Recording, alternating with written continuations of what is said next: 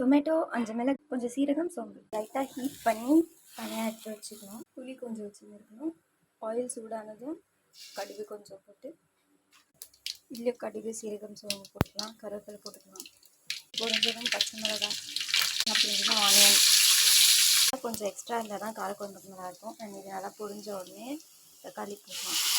ஸ்டேஜ்லேயே புளி தண்ணியும் குழம்பு மிளகாத்தூளும் போட்டேன். கல்லுப்பு இவ்வளோ போடுவேன்.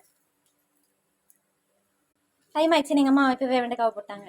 வச்சதுக்கப்புறம் போட்டால் நல்லாயிருக்கும். இதில் போய் இறங்கினதுக்கப்புறம் 2 டம்ளர் தண்ணி ஊற்றணும். கொஞ்சம் தண்ணி ஊற்றி நல்லா கொதிக்க வச்சாச்சு.